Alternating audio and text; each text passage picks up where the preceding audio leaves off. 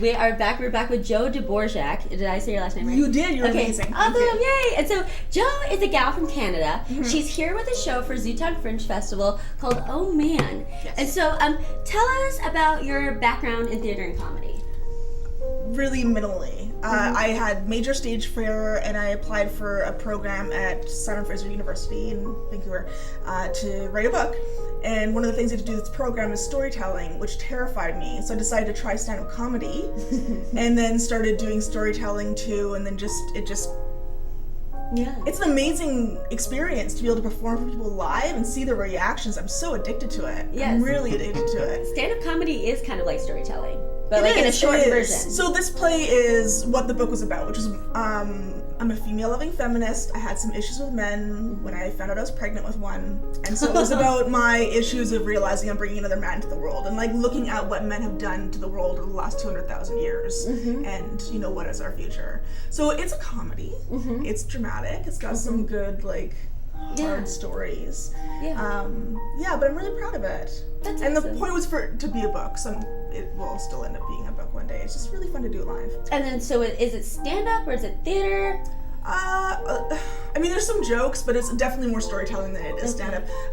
There's also projections. I had this idea to do projections off my dress. So I'm wearing a white dress that has my thoughts being projected onto it. So it's kind of like a multimedia piece. It's really fun to do the video editing. I really enjoyed that. Yeah, I bet it is. That's interesting. And so, what does your son think of all this?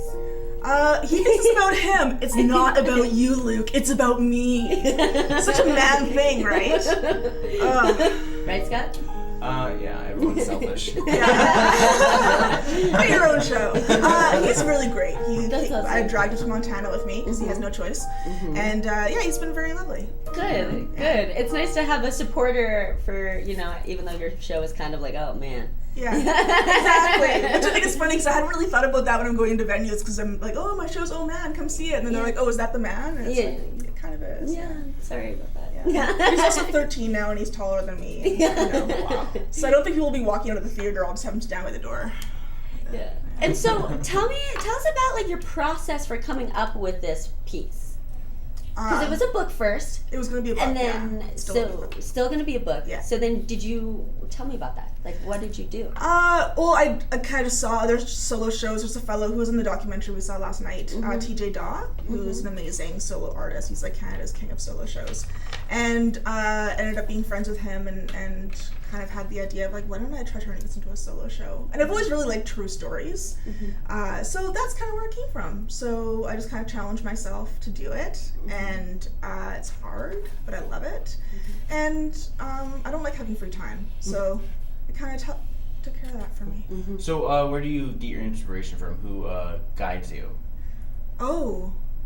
Good one. That is a good one. I'm not really sure. I think that I just love theater. Like, I love live theater, and honestly, as an audience member, sometimes you're like, wow, I would do it differently. So it's kind of fun to be able to do it on your own. Also, I love traveling. I love meeting new people. So, and I love true stories. I love hearing people's stories, which is great. Is this your first Fringe Fest? This is my first Fringe Fest. This is my first time doing the entire show in its entirety. It's 45 minutes.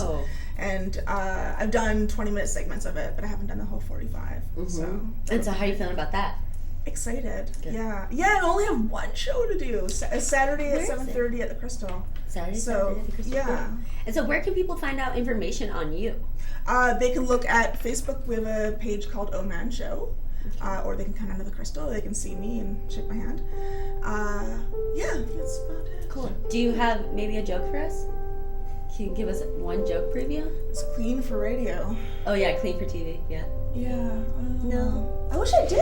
I should. I wish I was that quick. Yeah. But that'll just inspire everyone to come see you. Yeah, well, I do have a thing with, because I live in co-op housing, which means that everyone knows each other. Oh. Everyone knows co-op each other. Housing, yeah, and they know, this is in Vancouver, and it's crazy Canadians. Crazy Canadians living in cooperative lifestyle. Oh, too much. It's crazy. We support each other. So whenever I leave, because I have a fairly dirty day job. I'm a dog trainer, and so whenever I leave, like dressed like this, the kids know that I'm going to a a show, and they'll come up to me and be like, Joe, say something funny, and my dad will be like, no, and then I'll just run away like this, and they all That's laugh pretty funny really hard. though. Yeah, So that's perfect.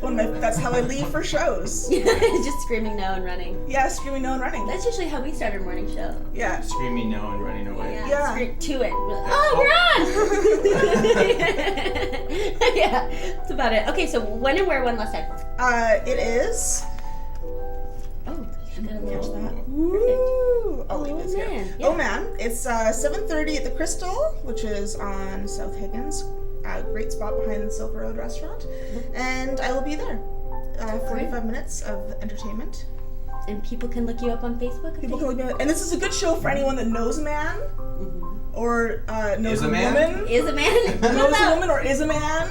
Yes. Thank you very much, Joe. Thank you for having me. Anything else before we let you go? I'm very happy to be in Missoula. What a great community. Super and I nice. heard somebody say it's the Portland of Montana, and Well, I really it's- kind of agree with It's that. hilarious. It's like the only place in Montana that most Montanans think that Missoula is actually not part of Montana. It's like true. it's like like how Venice is like the Paris of Italy without the French. Right. Missoula is like the best Montana experience without the Montanans. It's very true. That's hilarious. Missoula is like 15 minutes away from Montana.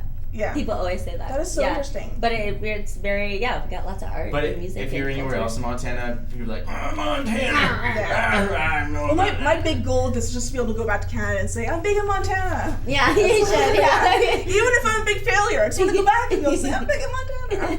Big some way. Yeah, big some way. This will be big. Thank you very much, Joe. Thank you very much.